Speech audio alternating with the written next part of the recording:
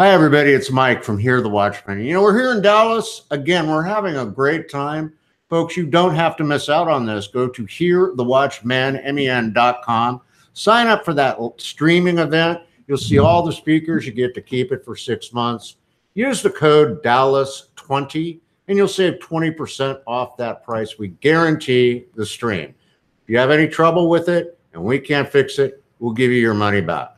But we're having an amazing time, and today it's an honor to have in person here with me Mr. Stewart Rhodes, the founder of the Oath Keepers. Stewart, thanks for being here. Yeah, no problem, Mike. It's nice to see you again. Good to see you too again, brother. Now tell me, the Oath Keepers, you guys went down and just tore it up trying to help the hurricane victims, and then you went to Puerto Rico, I guess it was. We were in Texas for the Houston hurricane that devastated Houston and the outlying areas, and then Florida and Puerto Rico as well. Yeah, absolutely. Now, it's amazing, amazing. I know we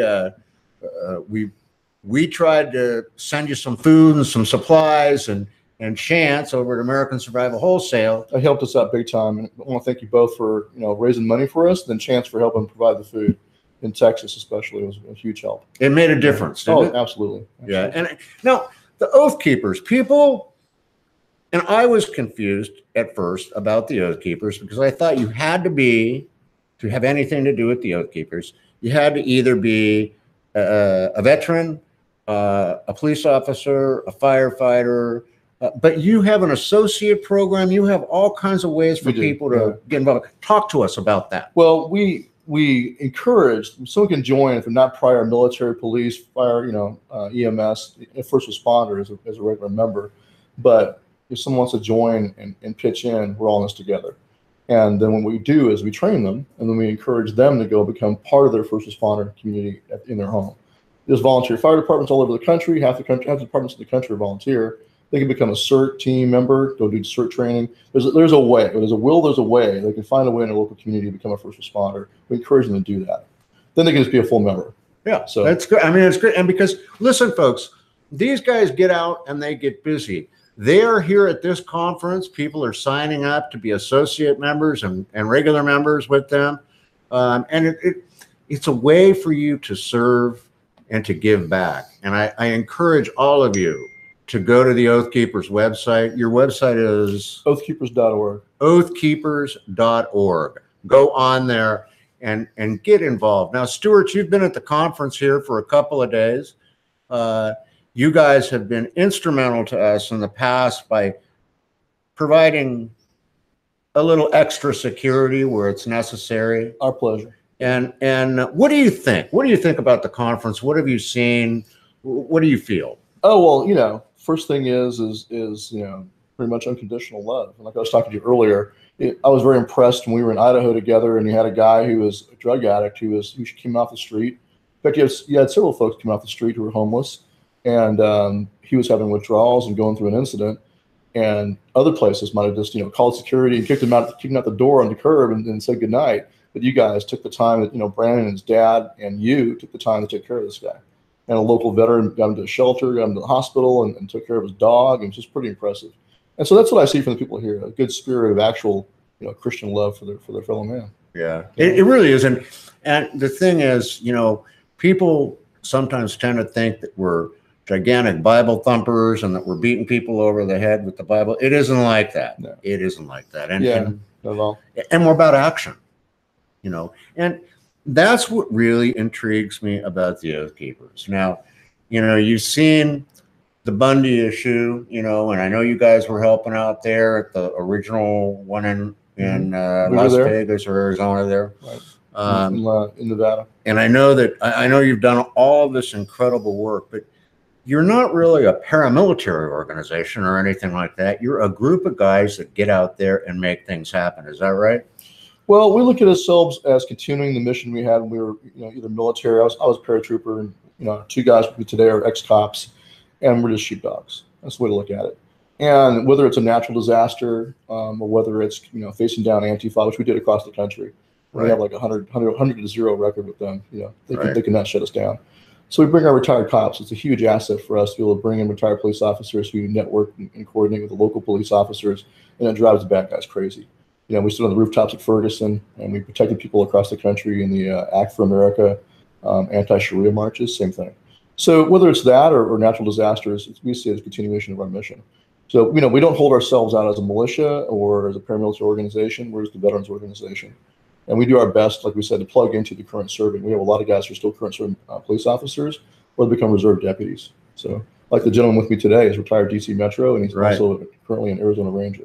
Wow. So, we don't see a separation. It's not like, us versus the government. Right. It's so weird to have our enemies call us anti-government. Yeah, I know. We're all government employees. I know. Isn't that funny? I mean, and we're called anti-government too. I mean, and you saw we started the conference off with the Pledge of Allegiance. Right. We're not anti-country. Yeah. I mean, it's just that, it's nice that we see an organization like yours. You do stand up for our rights, for our right to bear arms. You stand for that. But you're not out there causing trouble and hijacking the media or anything like that. No, we've got guys out now actually, working to get retired cops into schools to keep the kids safe. And we have some guys posted outside the schools, just overwatching the schools, and that's just it's a spirit of love, Exactly. I mean, Christian love. It's a brother love. Have no man than this. You lay his life down for his friend. Right. Absolutely, man. And now, tell me, how can people help you out? How can they get involved? Well, most important thing we need right now, frankly, is we'd love to have new members, of course. What we really need them to do is start in their own local communities, uniting with each other. It's, like one thing we learned during the hurricane relief is when it's in the middle of a hurricane, no one cares what your politics are. I mean, if you're a raving, communist or then I've got no common cause with you. If you're a raving, racist either. Right. But as long as you're not one of those, I mean, those are the people that actually do want to overthrow the U.S. government, ironically. Right. But as long as you're not one of those, I could care less. Set aside the politics and just focus on doing what's right in your community. And so look at the church, look at the school issue and look at the church issue. You've got attacks on churches, you've got attacks on schools. Why not let the retired cops go into those schools and protect the kids, or the retired military guys? Why not? Yeah. Why is that a political football? I know. I totally don't get that. I mean, like, what's the, Well, it's an agenda. That's why. Yeah, we all know that. We all know. But when I go down, this is one important lesson I think for all of us to keep in mind is that the rank and file average Joe, like your average school administrator or teacher or principal, is probably not a far left communist ideologue. Some are. But a lot of them just aren't. They're just, they got into teaching for all the right reasons, like most cops got in for all the right reasons. And they're steered a certain way, and you have to work to get them to see another reality. Right. The reality is, unless you got the school resource officer there in Maryland, he was on the scene within 30 seconds, stopped the shooting, killed the attacker. That's what has to happen. Right. Someone's got to be in the building that's armed and trained. It could be a teacher who has prior training. It could be a teacher that gets trained. Decides to go down the path of being trained and becoming a deputy, deputize him, make him an actual deputy. Yeah. No, I think that's a great idea. So, folks, I need you to go to oathkeepers.org. I want you to get involved there, get busy, help Stewart and his men out. If you can make a financial donation to him, if you find that in your heart, please do it. Because we need these guys. They're on the right track. We don't have a George Soros behind us or anybody else in pockets. It's just mom and pop donations. You're all and donation driven, right? And membership. Right? Yeah, and we're running a special on membership. It's like $29.95 right now. If you join before it's Easter special, we join between now and April 2nd. Then in that pool of people, someone's going to win a Glock handgun. Oh wow! And then be in the running for a rifle. We're going to raffle off April 19th also. So now's a good time to join. Nice. So go on there, folks. Get involved. I want to thank you for spending time out of your day.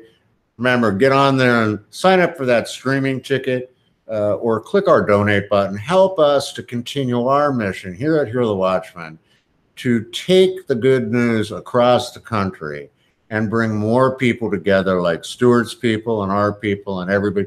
Bring us all together because we're all going to need to be a tight family when it hits the fan eventually. So absolutely. God bless each and every one of you. Stewart, again, thank you so much for taking time out. It's an honor to be here. Thank you. And we'll see you all again next time here on The Watchman's Report.